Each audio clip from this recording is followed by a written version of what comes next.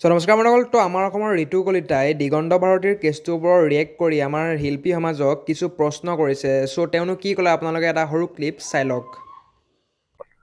আৰু এইখিনি মই এটা কথা কওঁ দেই, যিখিনি মানুহ আছে গায়ক হওক বা শিল্পী বুলি যাক কয় বা শিল্পী সমাজ যিখন আছে, তেওঁলোকে কিন্তু দিগন্ত ভাৰতীৰ কাৰণে সিমানখিনি কিন্তু একগোট হোৱা নাই বা সিমানখিনি বিহু কমিটিৰ এগেইনষ্টত একশ্যন লোৱা মই দেখা নাই, যিখিনি মোৰ ক্ষেত্ৰত লৈছিলে তেওঁলোকে। মই যেতিয়া দুটা শব্দ মই বেয়াকৈ গালি দিছিলোঁ, গোটেইখিনি গায়ক গায়িকা বা মিউজিচিয়ানবোৰ ওলাই আহিছিলে মোৰ এগেইনষ্টত। কিন্তু আজি কিন্তু দিগন্ত ভাৰতীৰ কাৰণে সিমানখিনি মানুহে সিমান উঠি পৰি লগা মই দেখা নাই। সেইটো বৰ দুখৰ কথা। আপোনালোকে যদি শিল্পী যদি হয়, আন এজন শিল্পীকো আপোনালোকে সন্মান দিয়াটো বা সুৰক্ষা দিয়াটো আপোনালোকৰ দায়িত্ব। আৰু এইখিনি মই এটা কথা কওঁ, আপোনালোকৰ বেলেগ দায়িত্বও থাকে। মই এটা এক্সাম্পল দিছোঁ, যেনেকৈ ৰিচেণ্টলি এটা গান এটা ৰিলিজ হৈছে, গানটোৰ নাম হ'ল কিবা খগেন।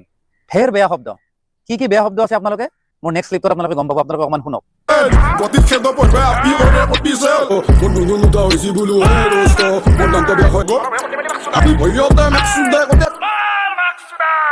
ঠিক আৰু এটা গান ওলাইছে, গানটোৰ নাম হ'ল মৌ বিহু। মৌ বিহুটোৰ আপোনালোকে পোষ্টাৰখন যদি চাই নহয়, দেখিলে এনেকুৱা লাগিব যেন কিবা পৰ্ণ ফিল্মৰ যেন পোষ্টাৰ। আৰু আপোনালোকে গোটেই ভিডিঅ'টো যদি চাই নহয়, এণ্টায়াৰ ভিডিঅ'টোত বিহুৰ একো কোনো গুণে দেখা নাপাব আপুনি, বিহুৰ একো লক্ষণে দেখা নাপায়। এই গানবোৰে বিহুক যে ধ্বংস কৰি আছে, বিহুগীতক যে ধ্বংস কৰিছে বা অসমীয়া কলা সংস্কৃতিক যে ধ্বংস কৰিছে, সেইখিনি ক্ষেত্ৰত কিন্তু শিল্পী সমাজ সদায় নিমাত। যদি আপোনালোকক যদি সন্মান লাগে, তেতিয়াহ'লে আপোনালোকে কিছুমান দায়িত্ব পালন কৰিব লাগিব।